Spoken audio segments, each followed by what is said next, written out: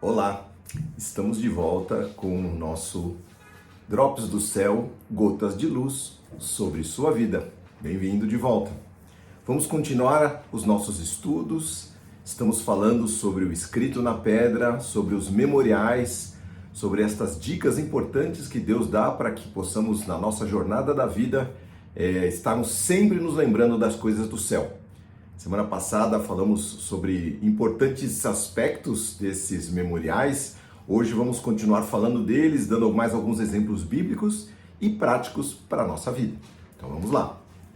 Lembrando, o que são esses memoriais, né? Estamos falando de momentos, de lugares, de objetos, de sinais, de sonhos, de situações nas quais fomos alvos do favor de Deus, por meio das quais nos recordamos da sua bondade, do seu favor sobre nós, do seu poder ou do seu livramento. Por causa disso, que não esquecemos as suas bênçãos e o seu favor, nós damos a Deus o louvor e a gratidão que lhe é devido, reconhecendo a Ele como nosso Deus misericordioso e presente. É disso que nós estamos falando. Hoje eu queria falar um pouquinho sobre Davi, falando sobre alguns objetos que Davi separou. Davi teve muitas batalhas, é um rei, né, conhecidíssimo, e ele lutou muitas batalhas, muitas guerras pelo povo de Deus. E depois das suas conquistas, em geral, ele levava despojos ou recebia dos povos conquistados despojos, motivos de lembranças destas conquistas. Então, em 1 Crônicas 18, diz assim: levou Davi objetos de prata, de ouro, de bronze, e Davi os separou para serem usados na adoração a Deus, o Senhor, juntamente com a prata e ouro que tinha tomado dos povos que havia conquistado, isto é, dos edomitas, dos moabitas, dos amonitas, dos filisteus e amalequitas. Presentes, evidências, provas memoráveis das vitórias que Davi teve, nas quais Deus se manifestou. Deus se apresentou como refúgio, como estrategista, como o Deus poderoso nas batalhas, que concederá a Davi vitória sobre outros povos. Davi se lembrava de cada uma delas. Com certeza ele tomava aquela espada na mão ou pegava aquele objeto na mão e falava: olha, aquela vez Deus operou, que foi de uma maneira maravilhosa, e de nenhuma delas Davi esqueceu, porque a mão de Deus esteve em seu favor. Agora, o mais interessante é que Salomão, filho de Davi, quando ocupou o reino, sabedor de tais memoriais que Davi tinha separado, não é, do seu falecido pai, ele foi construir o templo. Vocês sabem que Salomão foi o construtor do templo, né? E depois que ele construiu, o livro de 1 Reis capítulo 7 diz assim: quando o rei Salomão terminou todo o trabalho do templo, colocou na sala do tesouro do templo todas as coisas que Davi, o seu pai, havia separado para o Senhor seu Deus, isto é, a prata, o ouro e todos os outros objetos. Não é interessante? Ou seja, Salomão recebeu essa instrução e certamente Davi chegou, chamou Salomão e falou: ó, Salomão, isso aqui foi naquela vitória. Lembra que o Senhor fez com que nós contornássemos o monte? E ele falou que ali, perto ali daquelas amoreiras, tem uma história assim na Bíblia, ele ia nos dar vitória. Lembra quando a gente lutou contra aquele exército muito maior do que o nosso? E o Senhor nos deu vitória quando ele lutou a nosso favor? Então, queridos, isto é, na verdade, um exemplo para nós, que lutamos tantas batalhas, tantas lutas, e por nós foi o Senhor, e quando Ele se manifesta, a gente vê que foi a mão de Deus e não a nossa, não tínhamos chance naquela batalha. Nós muitas vezes temos em mãos algo que a gente lembra, não é? Um objeto que a gente lembra, fala: puxa, esse aqui foi o caderno que eu escrevi as minhas anotações naquela grande batalha. Isso aqui foi, infelizmente, um objeto que não esteve na minha mão na época, mas Deus mandou e aqui está ele, é o que eu vou guardar ele quietinho. E não é para a gente adorar objetos, eu não estou falando nada disso, não é para a gente fazer altares para objetos, nada disso. São memoriais, coisas que nos lembrem, que nos remetam ao nosso Deus Todo-Poderoso e às suas vitórias na nossa vida. Um outro episódio sobre um outro aspecto, não é, de um memorial. Paulo, nas suas cartas, escritas a Timóteo, seu filho na fé, seu discípulo, ele recomenda: Timóteo, nunca se esqueça, Timóteo, da fé da sua mãe Eunice, da sua avó Lóide. Interessante ele se reportar, né, a ascendência de Timóteo, recordando que ele ali representava, tinha sobre ele uma herança, um legado, não é? Da sua mãe, da sua avó, um legado de fé. Quantos de nós recebemos, eu recebi da minha mãe um legado de fé, né? Minha mãe, uma mulher de Deus, está viva até hoje, e assim, uma mulher tão especial, e quantas vezes eu me lembro dela ajoelhadinha, orando por nós, dela num canto ali, buscando a face de Deus, chamando os filhos para orar com ela, para que nós enfrentássemos as batalhas da vida, que foram muitas, não foram poucas, e lá está Timóteo, né, sendo impelido, né, recordado por Paulo, para que não se esquecesse dessa herança. E ainda ele continua: lembre-se das minhas instruções, Timóteo, e não se descuide das palavras proféticas, não é, ditas a seu respeito, e do dom, não é, que você recebeu através da imposição das minhas mãos e do presbitério, não é? Ele vai se lembrando, né, vai lembrando, na verdade, Timóteo destas coisas e dizendo: meu querido, nunca se esqueça disso, não é? Que elas te ajudem a combater o bom combate, diz o texto, né?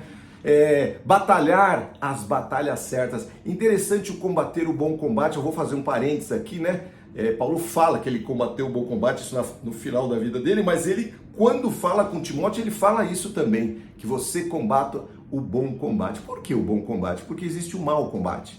Muitas vezes, não é? Quando nós não nos recordamos daquilo que o Senhor fez por nós e para nós, nós ficamos combatendo o mau combate.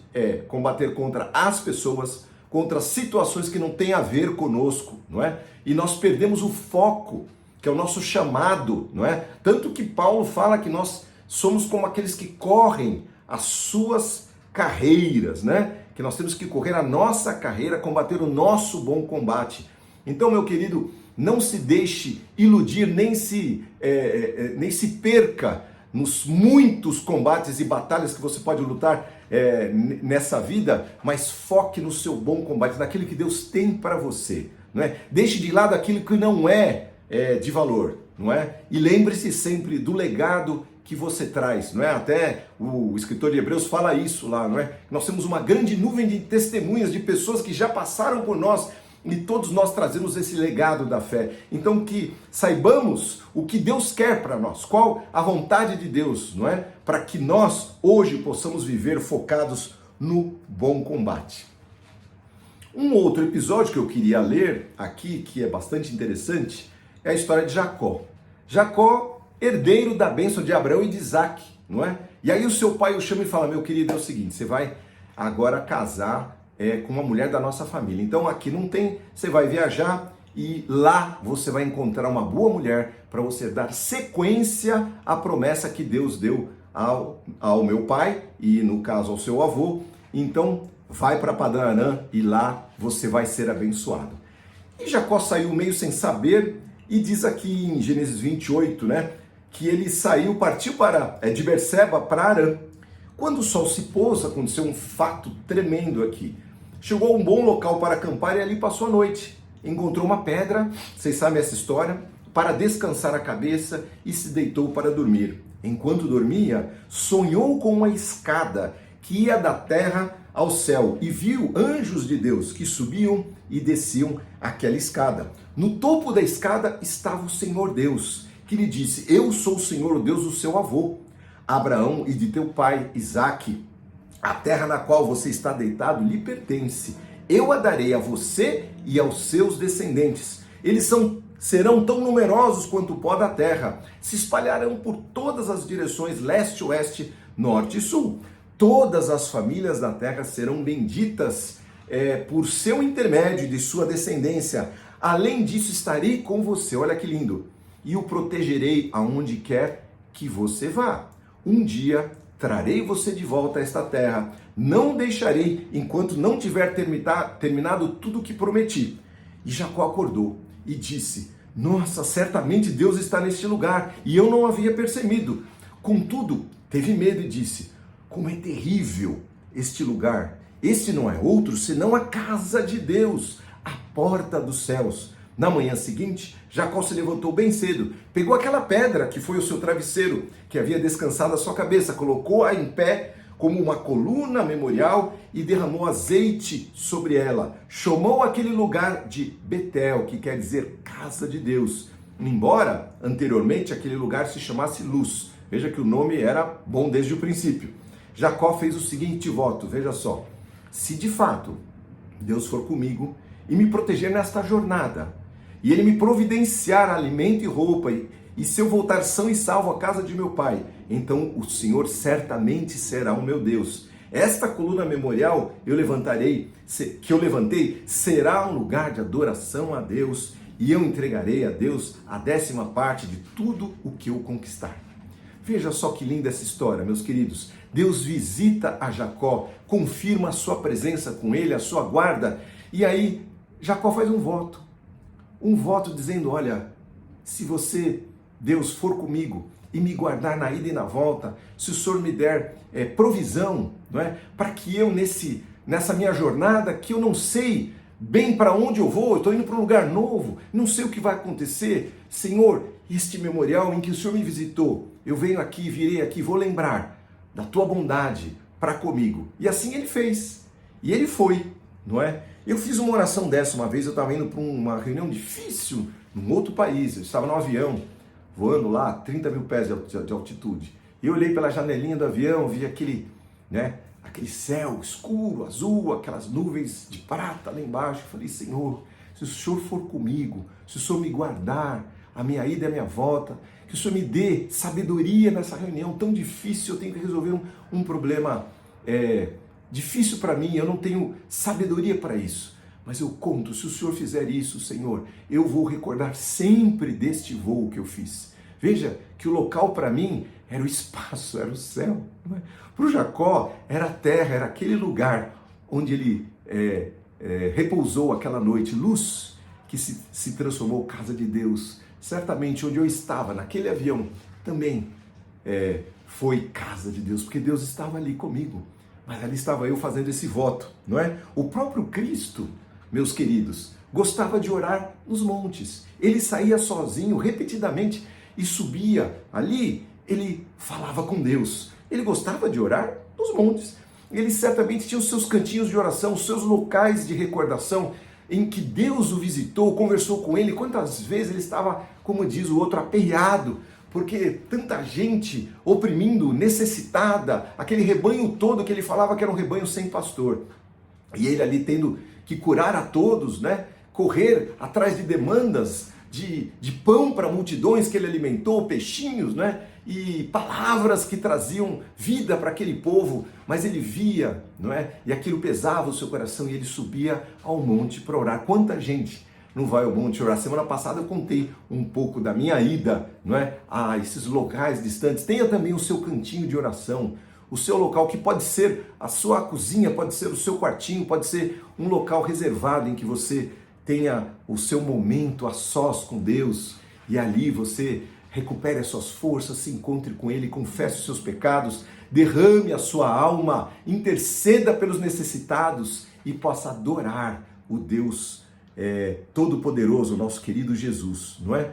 Quando Deus nos dá essa consciência, queridos, nós adoramos a Deus todas as vezes que a gente passa por ali. A gente passa por aquele local, não é? Toda vez que eu pego um avião, eu lembro daquele episódio que Deus esteve comigo, como Jacó falou: olha, Deus, eu certamente virei aqui, voltarei aqui. Isto aqui será um memorial diante de ti, em que eu certamente lembrarei que aqui o Senhor me visitou, não é? E nos relembramos de tudo que o Senhor fez e faz por nós, né? Por isso que é importante a gente consagrar a Deus, não é? Dedicar a Deus tudo que nós temos. É um carro novo ou um carro usado, sei lá, um carro que você dirige. Consagre a Deus: Senhor, é teu, que Ele possa abençoar, que aqui eu possa estar livre do assalto, que aqui eu esteja livre do acidente, do atropelamento, e que aqui eu possa dar carona para muita gente, possa abençoar muita gente, que aqui seja um local onde eu possa ser visitado e eu possa adorar o teu nome. Se é a sua casa, se é o local do seu trabalho, se que seja o local onde você pisar a planta do teu pé ali, você dedique ao Senhor e volte ali para recordar. Foi o que Jacó fez. Anos mais tarde, ele recebe um chamado de Deus e no capítulo 35 de Gênesis, Deus diz a Jacó: volte para Betel e fique morando lá.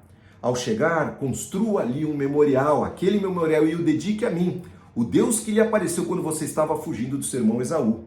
Esaú deu ordem aos seus, dizendo: apronte-se, vamos para Betel. Ali edificarei um altar dedicado a Deus que me ajudou no tempo da minha aflição. Veja que o altar aqui não foi um altar como era do Velho Testamento. Nós estamos falando desses altares em que havia sacrifícios de animaizinhos, não é? Isso tudo rituais do Velho Testamento. É um altar memorial de reconhecimento que Deus esteve conosco no meio da nossa aflição. E aí ele continua: e que tem estado comigo em todos os lugares por onde tenho andado. Olha só o que ele fala aqui. Jacó e todos com que ele estavam chegaram à Luz, também chamado Betel, em Canaã. E ali ele reedificou aquele altar que estava nesse lugar que ele chamou de El Betel, que quer dizer Deus de Betel. Não era a casa de Deus, o Deus da casa de Deus. Ele até aumentou ali a dose, pois Deus lhe havia aparecido ali quando estava fugindo do seu irmão.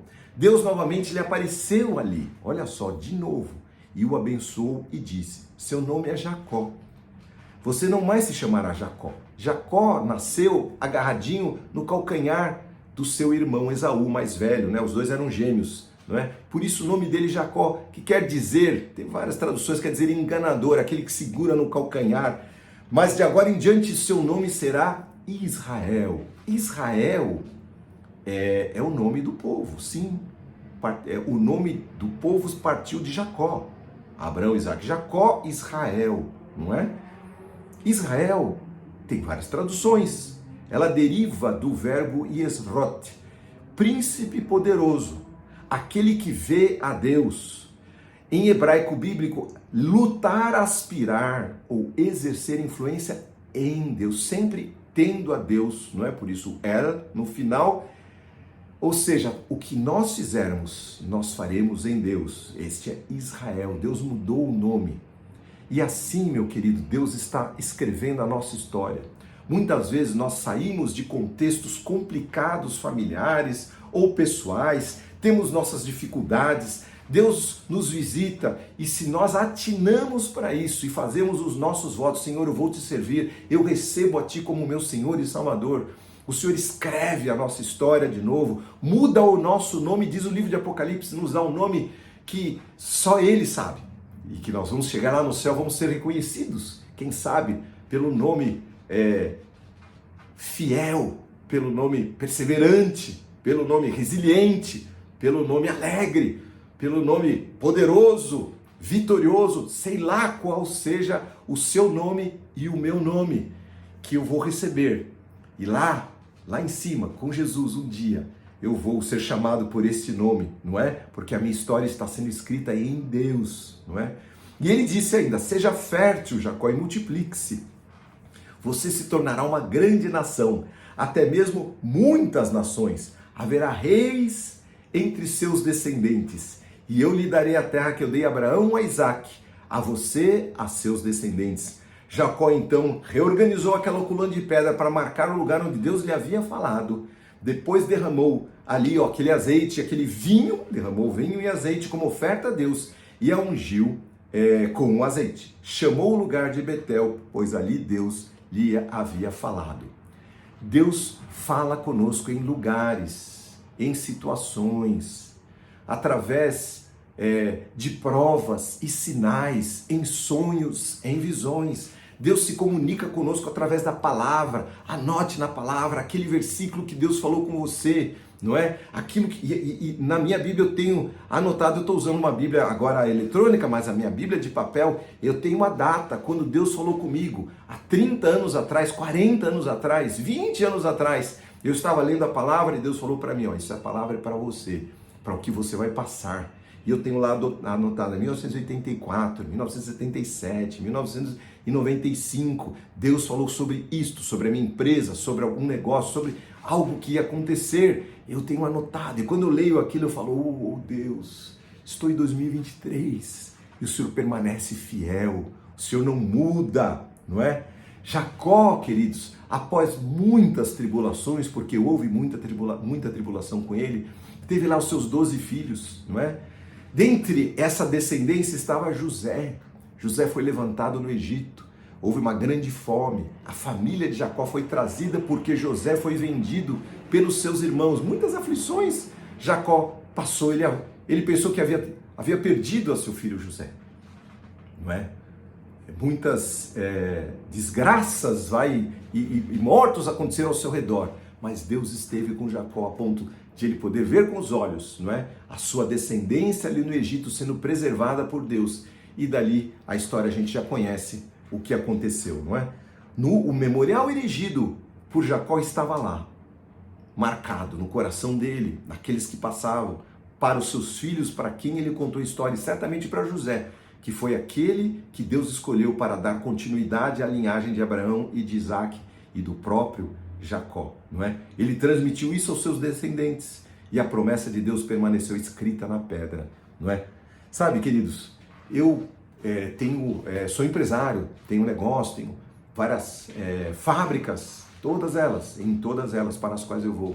Eu tenho lá meu cantinho, eu me ajoelho, peço a Deus, volto lá como se eu estivesse refazendo as pedrinhas daquele memorial diante dele, não é?